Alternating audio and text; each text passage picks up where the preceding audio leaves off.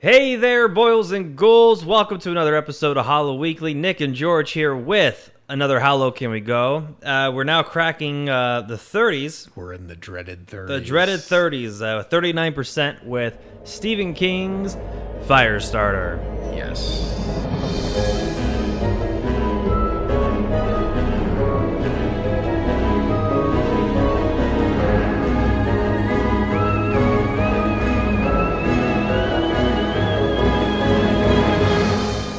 I'm not afraid of the 30s. No, I'm not either. No, we looked ahead and it looked pretty good. But There's a lot of good stuff in there. This is a good start to this part of the series. I really enjoy this film, and so we wanted to start off this episode with a quick hot takes. Well, what's your Twitter review of Firestarter? What's your one-line review of this movie? I say it's the second best X-Men film ever made. I really like that. This really felt like an expanded X-Files episode to me. Mm-hmm. My one-line review of it is the Carrie prom scene with fire and longer. Oh yeah. I buy that one.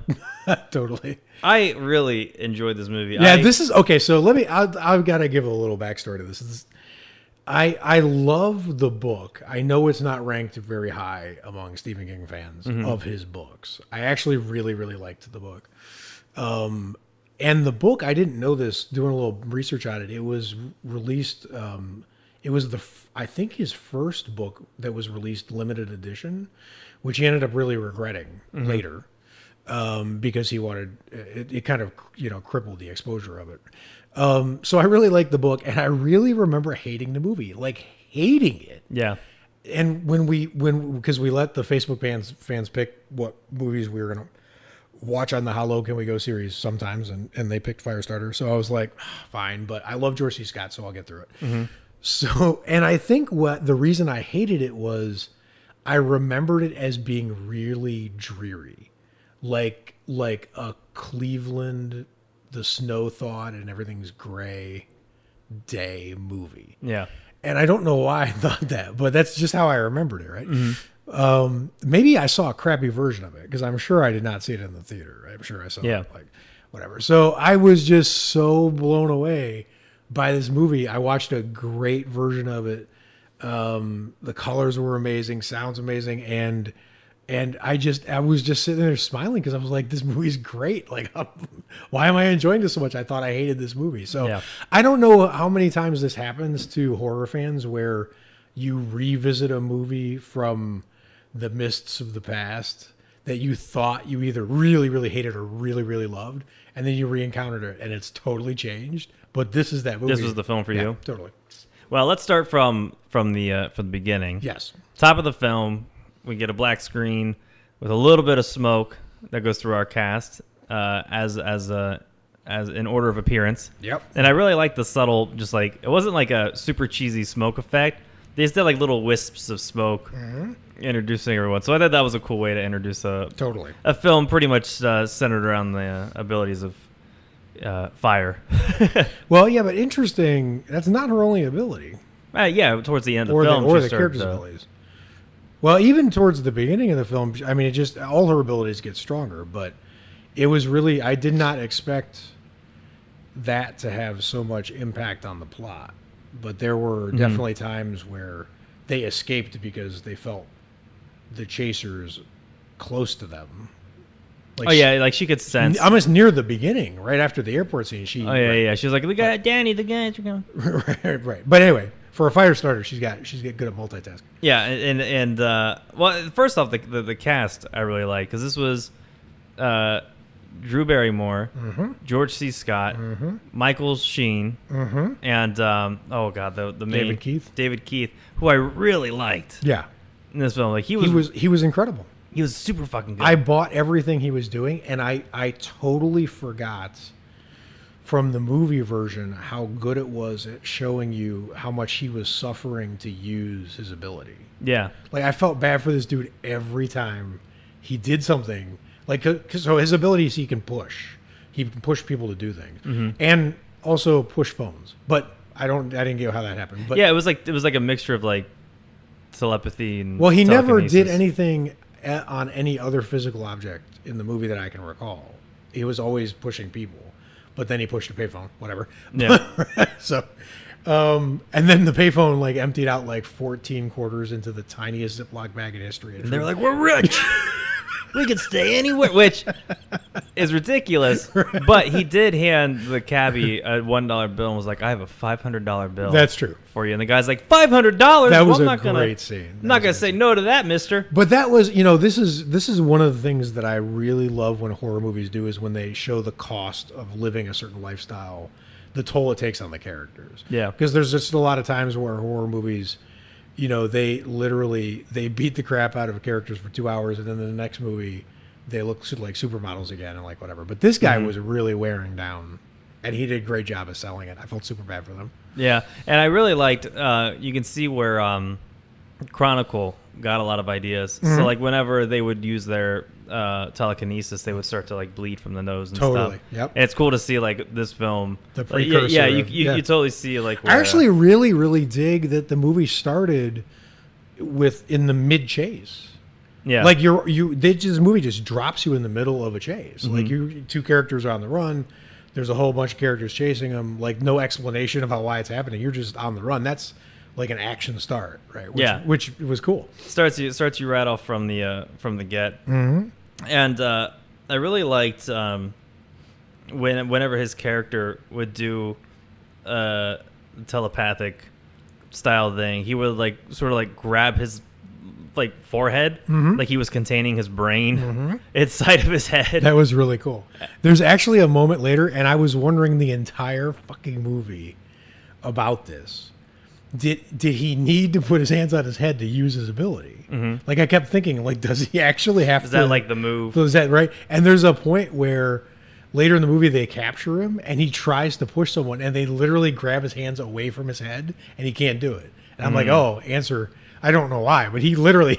It's just like the thing he has it's his to do. move, yeah, exactly. Yeah. Well, what's funny is right off the bat, it sort of felt like an X-Men film. Mm-hmm. And for sure. But one of the notes I had was like, it's an 80s, like, it doesn't have near the budget like the newer X-Men films did, but this felt like a better film than like X-Men Apocalypse. For sure, yeah. Because you cared about the characters, the way they did the powers was pretty cool. Yep. And it was just I think better. And the arc was cool because it was interesting how his powers were on the decline and her powers were on the mm-hmm. on the ascendant. Like she was getting more and more powerful, and his powers were taking more and more out of him. So there's literally a point later in the movie where they think he has no powers left at all. Like he's like a rundown battery, and she's like fucking nuclear Drew Barrymore. Yeah, she has to keep saying. But I like that arc. I really and the two characters, the dad and the daughter. Mm-hmm. I bought it right away. I know some people like some of the reviews were saying like the acting was maybe a little. No fucking way! Are you kidding me? I Drew Barrymore was 8, yeah. So screw all you people. Like she was fantastic, but she was 8. Like what do you want from?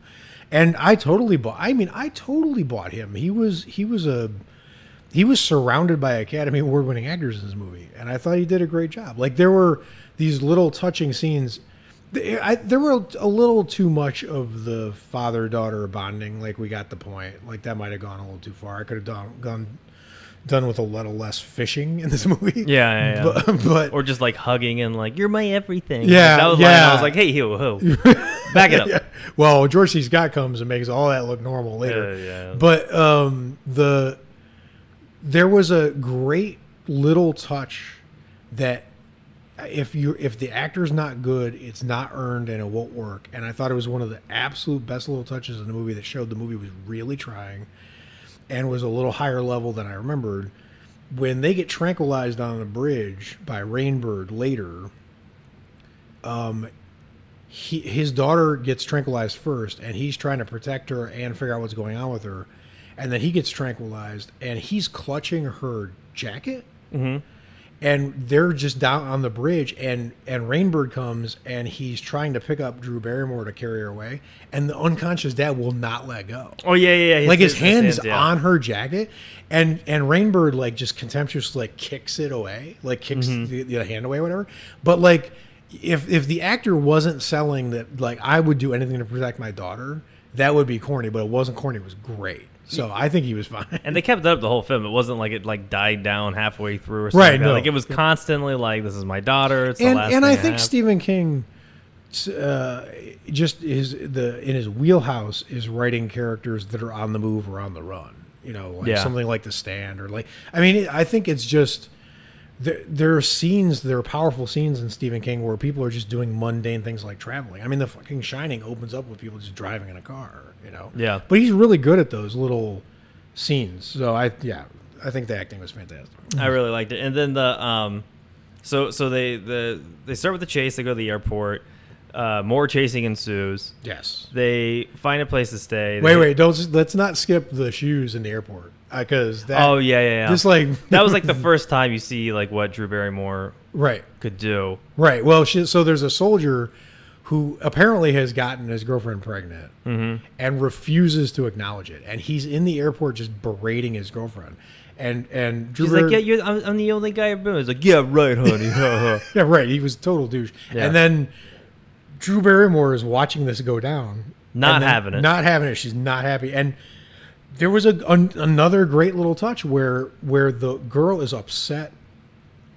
The pregnant girl is upset, and Drew Barrymore walks by holding her dad's hand, and the girl and Drew Barrymore make eye contact, and Drew Barrymore is so fucking cute. Like the girl in the middle of the argument just gives her a quick smile, like, oh, what a cutie, and then goes back to like, my life's ruined. Like it was like a cool touch, but because they had that moment, Drew Barrymore is like really empathetic towards this girl, doesn't want to see her getting yelled at, and then she sets his shoes on fire, and the dude like runs and sticks his feet in the toilet in the bathroom, and it is the most amazing into a toilet vault. Oh my like god, Olympic 10. I thought he was like a beautiful gazelle. He just glided. Right? It was amazing. And there's like a airport security's trying to arrest him, and he's like, you mind if I just put my feet out first? Like, it was just a great moment. But I didn't want to, I mean, that guy, no one has ever jumped into a toilet with that much gusto. Yeah, it was beautiful. And I sort of liked the cut they did when he was giving the officer like a little shit. I don't know, it just had like that 80s like comedy vibe, and I thought it was kind of cool. It totally did, but you know, underneath, like I expect this movie to be pretty simplistic, but underneath there's the interesting point of she could have blown this guy up, but her dad has told her not to indulge this firepower. Reel it in. Right, reel it in. And she keeps talking to it like it's a person. Oh, yeah, she has the... She keeps saying, back off. Back off, yeah, back off. Back off.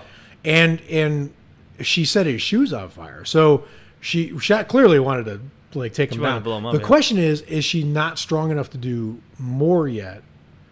Or because the shop hasn't taught her to do more, which is what I think might be it. Or was she holding it back because I think that's the most she could do at that point, which is an interesting. I was trying to figure out what was happening. Did she hold back because she knew it was wrong to blow someone up in the middle of an airport, and she was teaching him a lesson, or was she not strong enough to do more yet? But I think she wasn't strong enough. I don't think she was strong enough because she was like really like distraught and angry about it. So if she was more powerful, like so there was no way she was going to be able to control her power. Right. So she would have just blown him up. Yeah, and the little things we're seeing are wisps of smoke, and then at some point there's I think it's a flashback, which might be before what happens with the soldier. Matter of fact, I know it is now that I think about it, because the mom's dead later. But Drew Barrymore sets her mom's oven mitts on fire. Yeah. So she's like doing little... No, Heather Locklear? Yeah. She's doing little localized fires. Yeah, because they're trying to get the toast to burn. Which actually brings me to the next part. I really like the way they were cutting back and forth between the dream from him sleeping in the hotel to the that was great. It had like a super modern feel to it. Like the did. way it was cut felt like a modern film. Yeah, and I found that everyone one of the complaints I saw online about this movie is nut horror, and it's only got one thing, like the fires. There's no... But like the scene with the experiment going wrong, do you remember how that ends? Because everyone's just bleeding from their eyes and noses. It was unsettling. It was pretty gross. So I mean, there's more than just fires in this movie. Yeah, it's funny you mentioned X-Files. Like that scene felt like a Twilight Zone. So it was like a mix. It was like a mix of like just a lot of good like horror television shows. Yeah.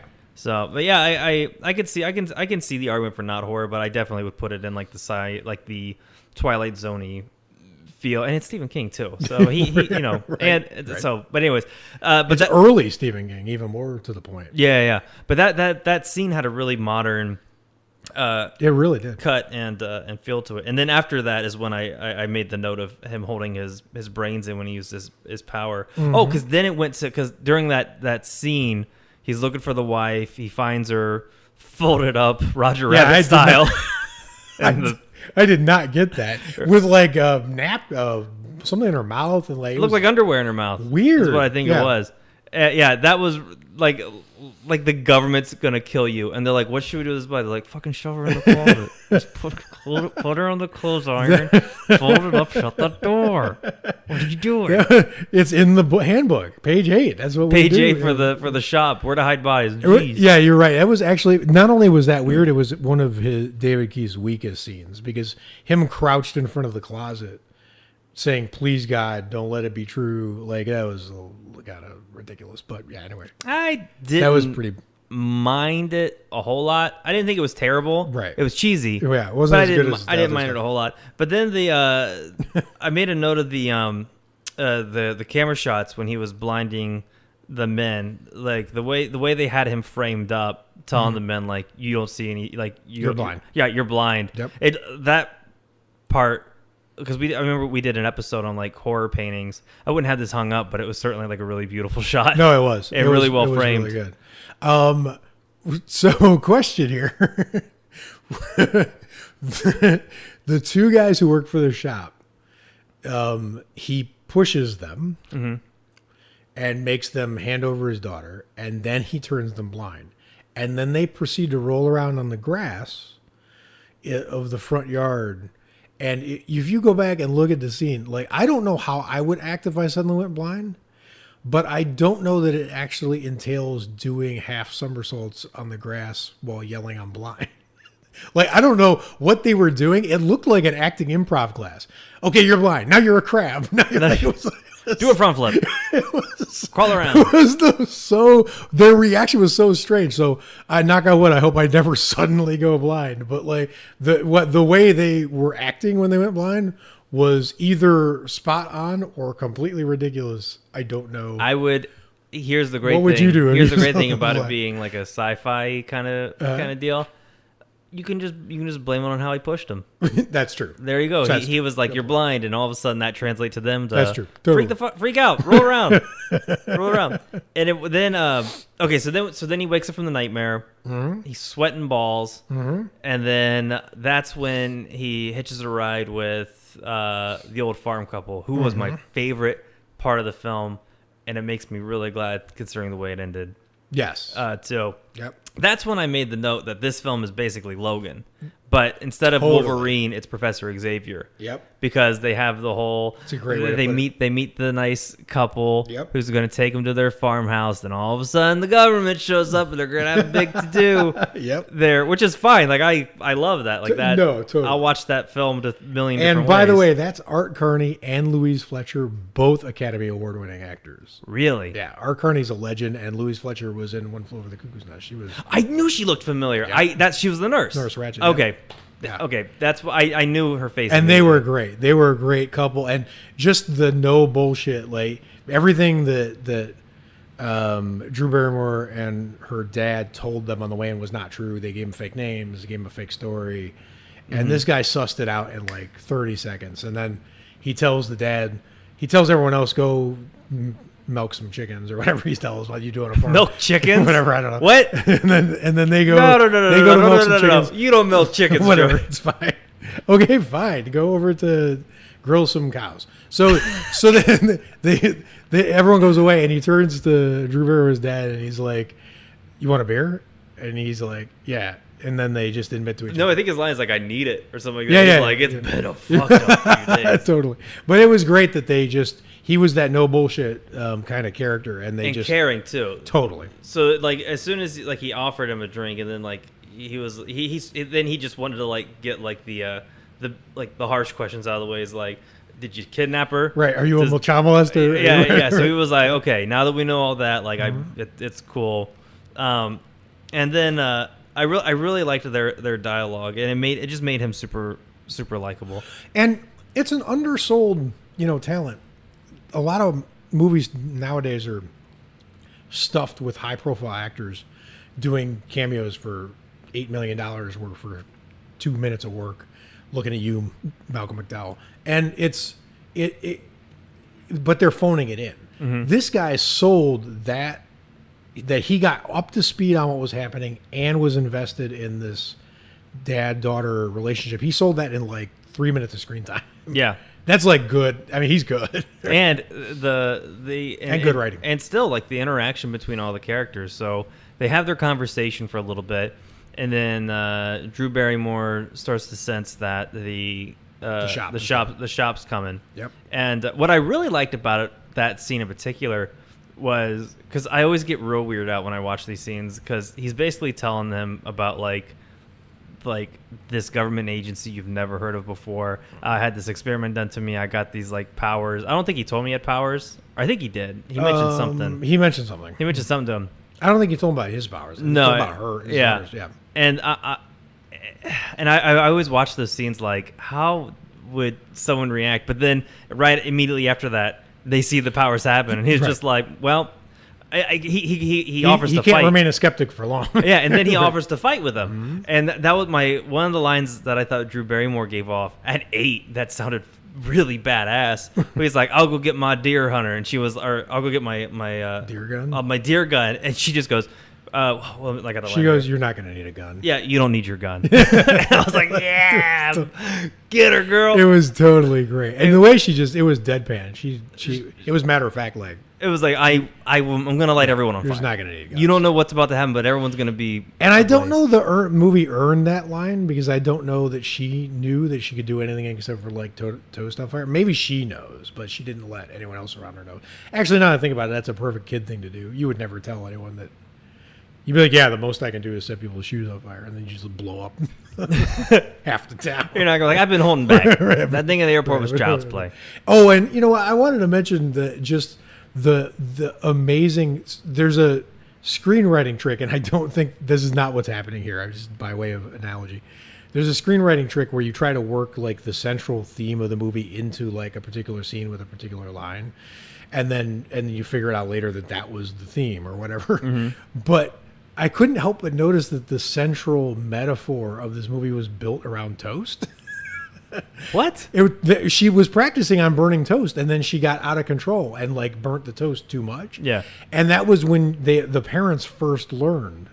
And the fact that she's about to like blow up all the world or whatever, but she got her start on toast, was just like this crazy, weird, like everyone's going to be toast in this movie. So then I was thinking about like she's going to do what she did that toast to everyone bad in this movie. Mm-hmm. Like you knew that a mile off. Right? Yeah. And then the movie started to drop all these descriptions of food in there. Like the Martin Sheen's character tells Rainbird, man, if she gets mad at you, you're going to know what it feels like to be a steak in a microwave. They kept doing analogies of cooking with the little girl. It was just kind of this weird sideline metaphor that was going on, but whatever. It just kept throwing out the zingers. It was everyone was going to get cooked. So, the next thing that came up that I liked, I loved the old guy. That couple was my favorite. Yeah, for sure. He had, and this definitely was like an 80s film because of the line he kept saying like get off my land, you need a warrant, and then the douchey shop guys was like, we don't need a warrant, and his line was, you do unless I woke up this morning in Russia. I thought the same thing. I fucking love that line. It's like the most American fucking line. Yeah, that was Red Dawn, man. It was we are in the US of A. Yep. And I also like that the shop rolled up with half of the whole worldwide personnel of the shop for this little girl. There was like 20 cars, 50 agents. It looked like a scene from The Matrix. And I appreciated it because I realized halfway through she was going to blow everything up, and they gave it a lot of stuff to do. Yeah. It wasn't like 3 cars. They were like, we're going to make this the biggest scene in the movie, so second biggest scene. Yeah. So they brought a whole fleet of. Goddamn if they didn't try that first time at the farm. Yeah, they really, really tried. So yeah, but then she unleashes hell on them, and they all light ablaze. Yeah, and that was an interesting thing that the shop people probably. So there's a lot of misjudging of what these people can do. I think the shop people thought that the best she could do was light shoes on fire at that point, right? And they totally underestimated Drew Barrymore's capacity to inflict harm on people. But there were just these great, ridiculous moments where she blows up 4 cars in a row, and then there's like 2 cars left, and the shop agents run for the remaining car. Yeah, I thought that was a little ridiculous. Well, it's either ridiculous or they just, that's... I mean, these are truly low-level fucking agents. Like, apparently their training is for shit. Well, if you think about it, how would you rather go? Blowing up in a car or slowly cooking it? Yeah, slowly on fire. Or toast, right? Yeah. Sure. Maybe they made the right call afterwards. Yeah. I don't blame them. So some get away. 1 car remains. Her dad begs her to stop. Mm-hmm. He actually tells them to get out because she's never done anything like this before, and he doesn't know that she can stop. Yeah. Which is a great insight into how he understands that these powers are more complicated than the superhero thing they look. Yeah. Like Martin Sheen's character sees these things as straight up superhero powers you can just channel and control, and there's on and off. No problem, no complexity to it. Like it's and he was great too. Which he was fucking amazing. Was this before Dead Zone? I have no idea. I mean, it looked like a very similar time, but he was great. His hair was epic. His hair was on point.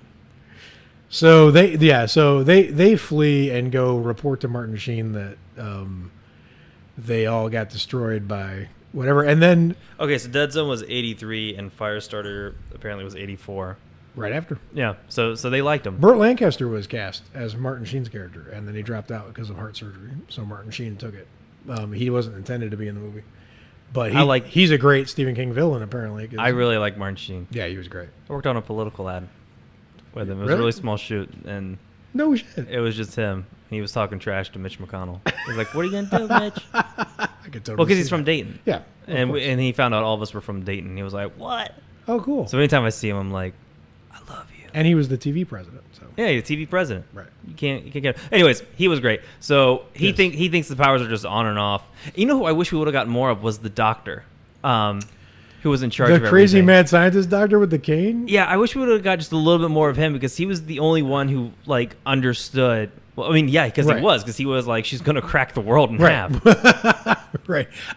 He's definitely not the only one. Rainbird understands, but he's got a whole different. Yeah, plan. But he has. So let's jump out of chronology for a second and just tackle George C. Scott for a second, because I want to tell you first of all, the scene where he kills the doctor.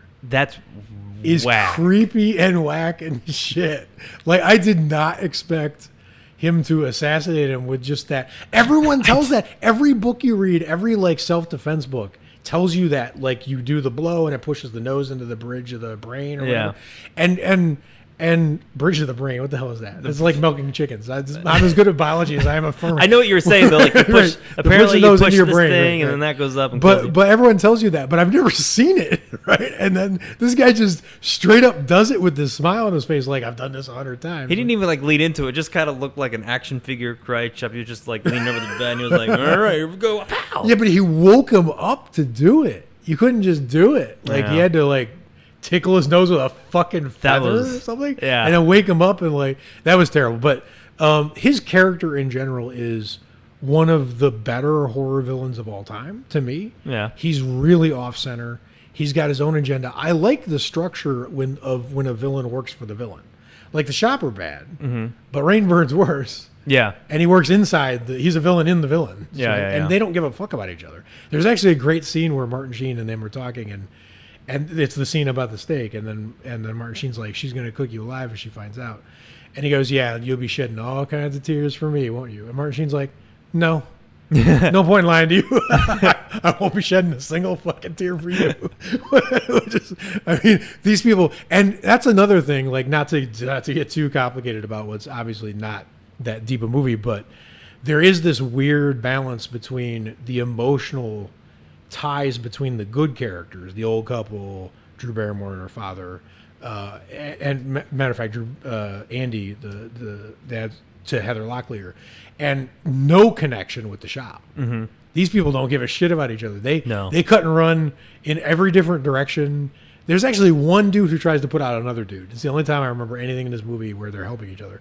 But Martin Sheen doesn't give a fuck about George C. Scott. George C. Scott doesn't give a fuck about anything. Like they have no attachments whatsoever. So there's a really weird in the scale. Mm-hmm. It's like all the emotions on one side, and over here is just like George C. Scott though when he's faking it to Drew Barrymore that he cares, he did a really good job. Like 'cause even part of the film, like it like broke my heart to just watch it and go. Yeah, but you're just still a skeevy piece of shit. Yeah, it's all calculating, and so. But I want to talk about two things about that. One is, and that's the thing I'm saying is that the shop is bad, but they're not clever bad. They're just government bad. Right? Yeah. Drew Barrymore would still be in the shop. This would be 2017. She'd be 40 years old, and they would have never gotten any secrets out of her or whatever because. The only one who could get her to cooperate was George C. Scott, and because he took the right approach of tricking her instead of Martin Sheen couldn't trick her. He came to the room. He's like, "I'm on your side." She's like, "No, you're not." He's like, "I'll be back tomorrow."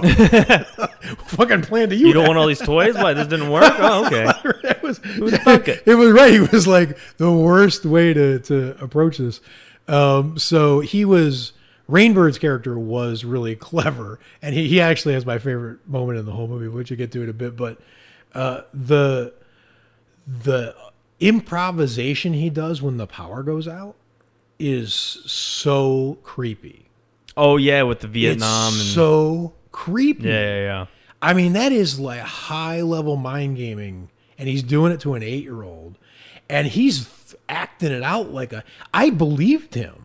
I thought he really went through that shit. I did too, yeah. I thought the same shit. And then I was like, is he just using it? But he's so cold that I don't think that he would flip out like that. But it got me. I'm not 8. No.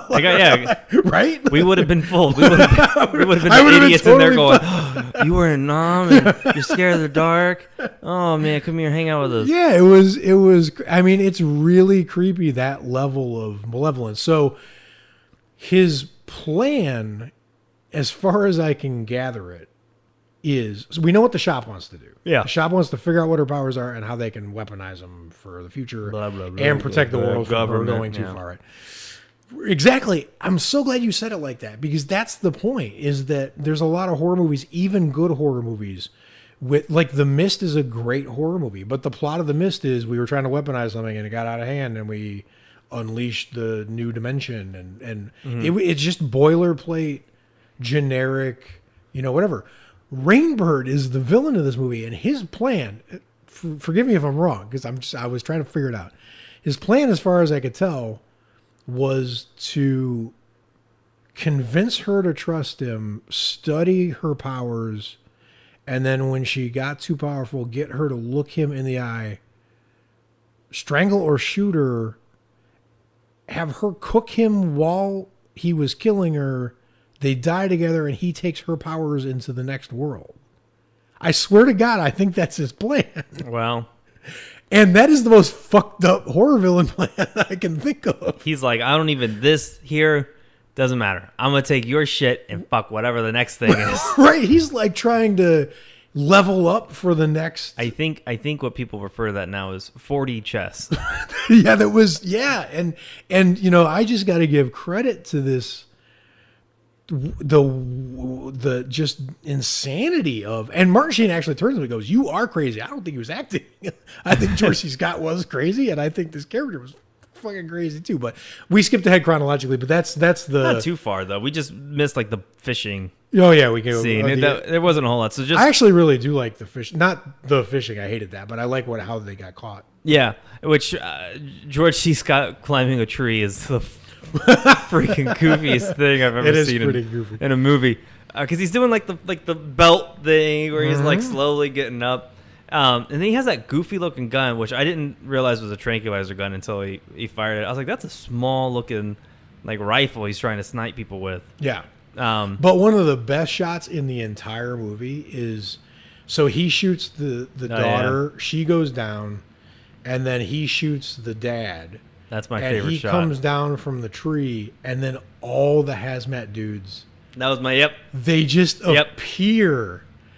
It was out of nowhere. Out of nowhere. It was so creepy. It was like getting attacked by a nightmare. Where's Waldo? Where everyone's Waldo and no one's not Waldo. It was like, what the fuck? They just like Dude, it was and it was out. if you froze it, like that's a poster. It was a great shot. I'm glad you mentioned that because that was like I replayed it a few times. I was like, wait, where the fuck did they come from? What happened? Right, exactly. Now, this begs the question of what happened to their ability to sense these people coming? Well, they were in hazmat suits. Tinfoil. Fucking tinfoil. Though, they blocked it all. To be fair. Well, they never sensed George C. Scott, ever. So he obviously is so evil, like he can hide it. Yeah. Because she never picked up on that he was a bad guy. The other people came in like a motorcade, though. So, like, they came with like 6 or 7 cars. True. Barreling down. These were hidden. Yeah, I don't know. It was kind of convenient for the plot. Maybe the tinfoil blocked it. You're right. Who knows? I don't know. Tinfoil. It led to a great fucking shot. I'm not complaining. Yeah, and it led to George C. Scott's best line in the film. Which was? After he tranquilizes both of them, he just stands over him and goes, "Nothing to it." That was a great line. So easy. My favorite line of the film is actually, this is kind of cheating because my actual favorite line of the film is not even words, it's a laugh. Mm-hmm. But watch the scene where they're testing Charlie and she blows up the cinder blocks and Martin Sheen goes full. Oh my God. Full on, like, did you get that on tape? Yeah, Did you get the he's audio? he's like movie producer excited. And then while he's celebrating, Drew Barrymore just walks out of the experiment room because the guy who panicked and left the door open. Mm-hmm. And now she's just wandering around and she's super dangerous. And Martin Sheen turns back and George C. Scott goes, "You might want to get someone to get your Firestarter." She just walked out of the room. And Martin Sheen's like, "Yeah, one of you guys go get her." And no one moves because no one's going after her. And he's like, "I told someone go get her." And George C. Scott turns around to him and he goes, "Yeah, why don't you want to guys go get that little girl?" And then he just laughs. And it was the creepiest, most satisfied laugh. Like, he knows he's the only one who can handle her. Yeah. Like, he's just amateur hour everywhere else around him, you know? He's like, yeah, one of you. Because he knew. Like, right? I loved those two characters. Yeah. Like, I wish there was, like, I don't know, Aaron Sorkin in a few of the scenes, just with them two talking. Hey, which is actually fitting because Martin Sheen was West Wing. For sure. Yeah, all they needed was some George C. Scott in there. They were just so, like, good together, being shit to each other. He was awesome. Oh, I loved it.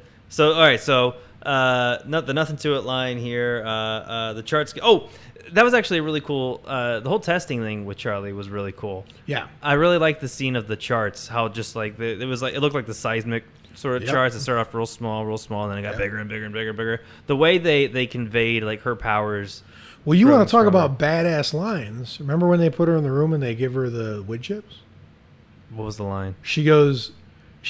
Martin Sheen goes, "Okay, anytime you're ready, sweetie," or something like that. And he walks out of the room, and she's all alone in the room now. She's got the gear on her head to measure her. And those shots were framed. So all the testing shots where they were framing her, she just looked super badass. And but she looks down and she goes, "Wood chips. They should have given me something hard." It's badass. She has a lot of moments in this movie. I'm starting to the more we talk about her, the more I'm starting to think of 11 from Stranger Things. Mm-hmm. For sure. And all like they just need a that's why all these people are this movie's at 39% goddamn on Rotten Tomatoes. What the hell? Like, I see elements in this movie and all kinds of good things that came after. Stranger Things, right? Logan, right? Like two really, really amazing. Yeah, I don't understand. Chronicle, like they're like a lot of these great films are pulling for this movie, so it should not be. If I had Firestarter ability, I would burn Rotten Tomatoes website to the ground. You would make roasted tomatoes. I would totally make roasted tomatoes. Roasted tomatoes. Yeah, the testing was good. I liked how it escalated. She took down the wood cinders first. She took down the cinder block second. Blew the shit out of the whole room. I actually really enjoyed the way her dad was playing zombified. Oh yeah, with the Martin. And like he had no powers left. And that one sly moment when he has because he feels like if he doesn't use his powers occasionally, they'll atrophy. Right? So, but he can't use them because he's constantly being surveilled. And they're giving him the pills. And he's not taking the pills, but they're trying to give him the pills. Yeah. But we find out later. But there's this one sly moment where he just changes the TV channels in his room with his push power. Yeah. And he gets this great smile. Like, I've still got it. Like, it's really... I liked that. That's a good That thing. little subtle... Mm-hmm. Yep. It was... I love this movie. All right, so what happens? Okay, so the chart's going cool. Oh, yeah, and that was when I really liked her trying to cool her powers off, where she was like, back off, back off, back off, back off, back off, back off, back off, back off. Yeah. Back off. Yep. The tub is boiling. Yeah, and that's when George C. Scott, he actually says something really interesting to her, where he said, she goes, I can't let the power get out of hand or whatever. And he goes, you just pull it back in? She goes, no, I don't pull it back in. If I pulled it back into myself, I'd burn myself. I throw it over into some water. And he goes, oh, like you just see it dawn on him, like, that's how that works, obviously, right? Like and his plan is to study these powers. He's the only one actually learning. Yeah. The shop is learning nothing. The shop is the teaching scientist Drew was trying Barrymore. to, but they all suck at Karate it. Kid in the mouth. Yeah. The shop is training Drew Barrymore to get more and more dangerous. Without realizing. They're doing the opposite Yeah. in their greed of manipulating her. The only one really learning is fucking Rainbird, right? And that's what makes this movie so fucking good. Right. Like when you watch the X-Men, or you watch, that's why I liked Chronicle, because Chronicle, the way they explained it was, this telekinesis is like a muscle. We have to start small and work our way up. Totally. And then once you realize that, you were like, oh shit, I see what these kids are doing. Yep. When Firestarter explained like an ability like making things, just combust into flames, like it actually makes you like think like, oh, because that's what you do when you watch a superhero film. You're like, what would I do if I could fly? What would I do if I had adamantium claws? Absolutely. So when you think about, like, it's a cool fucking thing to think about. Like, you don't think about, the Human Torch just, lighting himself on fire. Like, you have to like start thinking like, oh shit, like if I burn a house, where do I put that energy? I better be near a goddamn lake. That's right. It's those kinds of touches that I think are just so genius to this movie. Absolutely. And when because at this point in the movie, Andy reveals that his powers haven't given away. He pushes Martin Sheen. Yeah. And Martin Sheen does not fight it. I actually love how he gets rolled, because he just is like immediately like, yes, sir, yes, sir. No, you're that snake. He struggles a little bit. Yeah, that was cool. He struggles a little tiny bit, but he basically, once he gets pushed, literally, Andy, it's his most intimidating moment in the whole movie. He's like, I don't want you to contradict me again. And Martin Sheen's like, yes, sir. Like, it's, you can tell that the whole, the flaw in a military model is they break down your individuality. You follow a chain of command, which is great when you're in command. Yeah, but when you're not. But when you're not in command, and then when someone else gets in command of you, then all of a sudden you have no, and it was a great flip where he was, forced to be on their side. And that brings us to the amazing conclusion of the movie. They arranged to meet at the barn with Necromancer. With fucking Necromancer is amazing. I love that horse. They arranged to meet at the barn. Drew Barrymore makes the mistake of telling George John, Rainbird, Rainbird. Orderly John, right? Martin Sheen does tell Drew Barrymore's dad that there's an orderly named John who's in disguise and is not a good person. So as soon as Drew Barrymore in the barn says my friend John's here, her dad knows bad shit's gonna go down, right? And then that scene is amazing. I mean, this scene is fucking amazing. Loved how he forced. It was a little sad to see Martin Sheen's character just go out that quick, but it was cool the way he did. He was like, kill him. And then they have to they have to fight. Right? Yeah. I love the way that was not much of a fight, because Martin Sheen is not much of a shot, and Rainbird's a fucking professional assassin. He got popped pretty quick. He got put down pretty quick, and it made me sad because I was really. And so, I mean, there's just the podcast would go too long if we broke down, because this is a mega scene and there are just so many great things in it. The way she's trying to put her power out in a bucket in the barn. She made sure to let the horses go. She made sure to let the horses go with that great little touch of doing the hinges. Oh, that was, I loved it. It was a different color fire than the other fire, which was, but Rainbird's manipulating the situation. He's creeping around at the top of the barn, and he's telling Charlie, if you try to set fire to me and you let your power get out, and you're going to burn out all the horses in the barn. Mm-hmm. He's using that like emotional, blackmail against her, which just shows you how creepy his fucking character is in the first place. But the thing that made me really sad is, so there's a weird dynamic going on here. Why didn't Andy just push Rainbird? That's what I was wondering. I figured it out. He tried, right? He does push him, but he didn't push him first. He pushed Martin Sheen first, right? He said kill him. Yeah. And I think the movie, the way it was blocked, it was telling you that Andy has to be actually making eye contact with you. Yeah, because he did that in the beginning with the cab. Yeah. He was looking at the mirror. Because George C. Scott was hiding behind pillars. Yeah, true. Yeah, good point. But he was hiding behind pillars and he wasn't exposed. And then when he did expose himself, Andy got him and he pushed him. Now, at this point, George C. Scott is holding a gun. And if Andy had just said, shoot yourself, this movie would be over. Yeah. And they'd be living happily ever after. But he tells George C. Scott to jump. And then George C. Scott jumps, breaks his leg, whatever, but holds on to the gun and then shoots Andy. And Drew Barrymore's dads die, which makes me really sad because he should not have gone out that way. And then he gives questionable parental advice to his daughter on the way out, which I loved, where he's like, you got to burn it all down, baby. He knew. He was literally, thinking ahead. He's like, you gotta burn it all down so they can't do this again. He just like unleashed her. And there's a power to that. Oh, I loved that. There's a power to the dad's role. This entire movie was holding her back. Yeah. Right. And then constraining her. When he goes, do it. Like, she becomes a fucking sorceress. Fucking amazing. But it comes from somewhere. Yeah. It's not just that the Chop was training her. She was getting more powerful, but the reason that she went this powerful, that she was blocking bullets at this point, was that her dad just said, live up to your potential, kid. Yeah. And the only thing she wanted to see that whole time was her dad. She's like, let me see my dad, let me see my dad. And then they kill her. Right. Kill her dad. And she's just like, all right. All right. Now.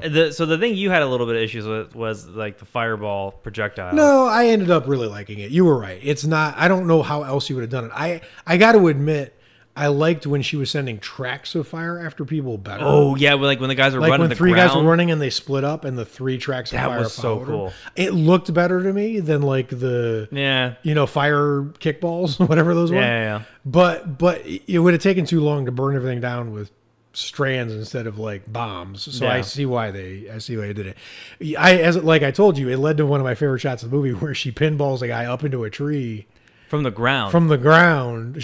She sends one of those fireballs at him and he blows up into a tree and he goes flying straight up like a video game. It was a great shot. Crazy. It was really cool. It was crazy. And the bullet blocking shots were weak. But they couldn't do any better with that budget at that point. At that time. Yeah, I didn't mind it. Like I would have melted him in the air on the way instead of having him bounce off an invisible force field with like ping ping song. Yeah, but how do you show that visually? Yeah, true. You can't. Then it's just melted lead. So, no, I didn't really mind that. It is cheesy. I mean, but it was cool to at least acknowledge the fact that like she's going full fucking carry. Totally. Like you're all. And gone. she takes down everything. She takes down the house. She takes down a helicopter. My favorite part is when she leaves the barn. People are on fire. Yeah. The barn looked cool. That scene was... And the fucking doctor guy gets That's on a the golf cover cart. of the Scream Factory Blu-ray, and it's amazing art. It's really I'll dope. show it to you. But the shit thing is that the guy gets on a golf cart. She's sending fireballs that are like... He's a scientist. He's like Einstein. He doesn't know what he's doing. And he can't run. He's got 2 left feet. He's just going to run circles. That was pretty bad. It's the one agent who goes down almost at the end after she torches everybody. Oh my god, else. yeah, he like regretfully... And he like regretfully shoots one pitiful bullet at her and then goes, no! He's just like, I'm getting paid for this. I have to. I'm so sorry. Yeah, it was... That was the only guy I felt bad for getting lit on fire. Because like you just saw like he was like, I don't want to. Yeah, the rest of them were cocky and they were assholes. This is the cover of the Blu-ray. Oh, that's cool. It's just a great scene. But yeah, she takes down everything. She's like, and she's blowing up some agents with the fireball. She's blowing some with the tracks, and then she starts taking down the shop itself, which is just a great. Just going to she pound blows town. up the whole second floor. There's like one dude up there, and he's. We should actually pay tribute to George C. Scott's death, which we didn't cover, because he does get his wish. He gets her to face him with a gun on her, and he says, as he's about to kill her, "I love you, Charlie," which is so twisted. Right? Yeah. And then he fires the bullet, and it's the first time we realize that she can stop bullets.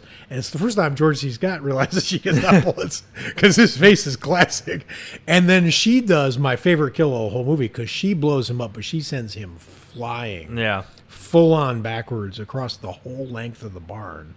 And it's just a great, that whole scene is great. What I like about, I mean, it is twisted, but that's part of the reason why I think I like this character so much, because I think he was trying to use her, he was trying to get your powers, but I do think to some level or degree, like, he did have a respect for her. Yes. And her power, because he just knew that this was like... Well, he got to know her better than anyone but her father. Yeah. And, you know, a lot of people threw around that lazy thing. There was actually a point where Martin Sheen was like, he said to Drew Barrymore, "I'm starting to feel like you're my daughter, or I'm starting to feel like I'm your dad." No. You don't know shit about her, right? You know, but this guy did do it. Now, it was super creepy. I'm not even sure I can endorse his motivations for what he was doing, because he was very skeevy. Roger Ebert actually called him the child molester in the movie. But aside from getting to know her and respecting the power, the other thing about his badness was he had a worldview that the whole world was shit. Mm-hmm. You hurt the people you don't like, but you hurt the ones you like. You hurt everybody. Yeah. So it seemed like he was an equal opportunity hater. Like, just because I'm killing you doesn't mean I don't love you. You know, I kill people I don't love. I kill people I love. I mean, everyone dies, right? So he seemed to have a very nihilistic view. He's like, it shouldn't matter when it happens. Right, exactly. You're gonna die. Yeah. So it was, for sure. So anyway, the way he went down was pretty great. And then you just saw him burn to a cinder with his little eye patch in there, that mess. And then I actually really liked the way they portrayed the shop.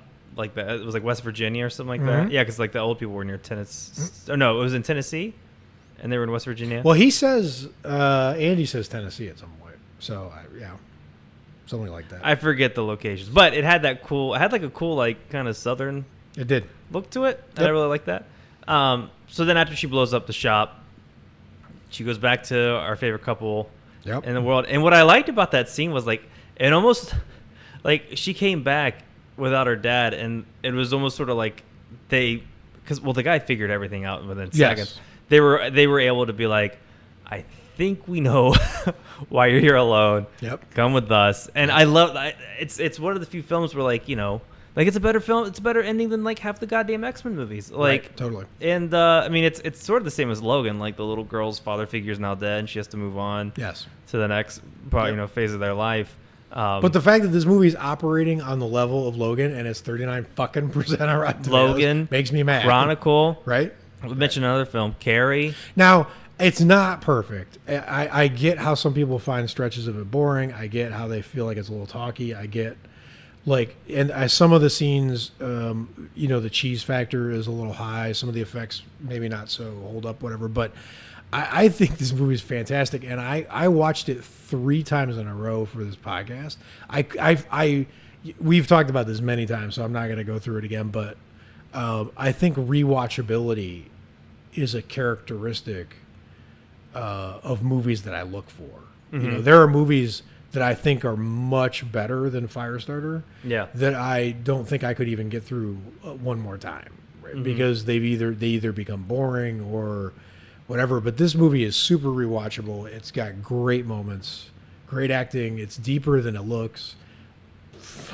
And I'm all in on this movie. I love this. There's enough moments in the film because of George C. Scott, Michael Sheen, and David Keith. He did a really good job. I keep wanting to call him Keith David. Yeah, Larry David is. Yeah, and I mean, let's not forget the Drew Barrymore killed this. Yeah, like, she fucking killed this. There's a moment. Oh, I'm glad I remembered it because I love it. Because it illustrates how much the using his power takes out of Andy. When they're escaping from the airport, the shop tracks them down. They have to jump over a bridge and go to hide by the side of the road. And there's this weirdo moment where he jumps over the rail and he's waiting for Drew Barrymore to jump to him. And she jumps to him, and as soon as she hits him, he just folds like a house of cards. And then he's basically unconscious in the middle of the freeway with a truck bearing down, which was a great scene. And Drew Barrymore was 1,000% convincing as someone who felt like her dad was about to get run over. And she was so good. And then he kind of recovers and gets his strength back, but he had just been using his powers nonstop to get him to the airport through the chase.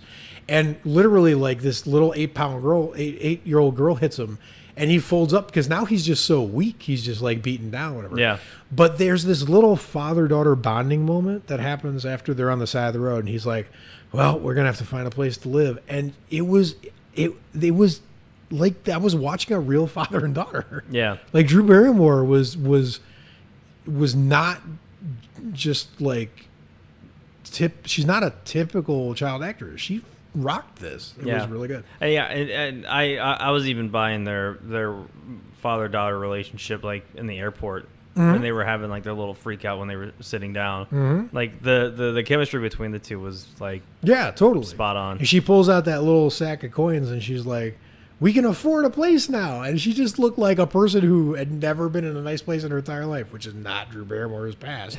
So, I mean, it was just great that she was able to really be that convincing. I liked it. All right, so now... Ratings. 88%. I was going to say 80. 82, 83. 88%. I think this movie is... it's... On like, if you were doing Olympic levels, on technical qualities... Probably I would rate it a little bit lower. Yeah, it dated pretty hard. Dated a little hard, and the construction was whatever. But given what I expected from what I remembered of it and what its reputation is in the Stephen King canon, what a pleasant surprise. Fuck, man. It's a fuck ton better than Dark Tower. Yeah, it's better than Dark Tower. And to me, if you made me pick a movie to watch tonight and you gave me the choice of like Cujo or Firestarter, I would pick Firestarter. Like, it's just, I think it's more ambitious and has more going on in it, and it's got fucking all-star cast. Yeah, Jesus Christ! And so, if you like I've mentioned a few times, if you like Chronicle, if you like Logan, if you like, I'd say a little bit of Stranger Things in there. If you liked Eleven's character. This film has everything for you in it. So, yeah, I think 83, 84, or 80, 82, 83. And we at Halloween Weekly have a predilection for movies that have scenes that we feel like we could freeze and put on a wall as a poster. And this movie is beautiful. And we both knew what that frame was. Yep. Yeah, exactly. So we were like, okay, yep. It's got some good shit in it. Cool. So there we are. So we're in the 30s. We're safe. We're safe so far. So good. I would actually put, because we have a few films that we thought were like real gems that we've watched. Like one of them was Exorcist 3.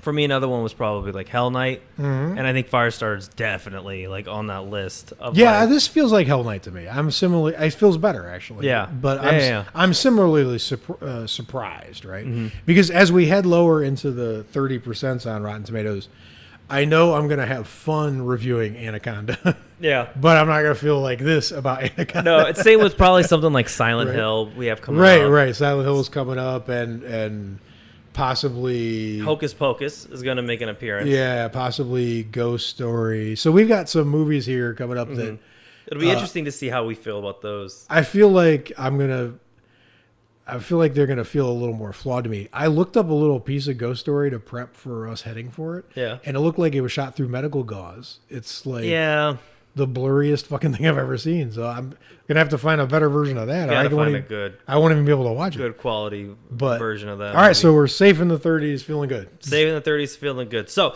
if you like this episode, head on over to our iTunes, Stitcher, Google Play, wherever you get your podcasts. Wherever you get your podcasts. Just make sure you subscribe. It helps us. Yeah, make sure you subscribe. We know when you do, and it helps out. Makes us go, wow. Yep. That's it. That's all I say. I go. That's wow. all you say. I say they're gonna need more than. And then I have a sip of my coffee, and then I look at it again. And I go, wow, that's really great. No, but we really do.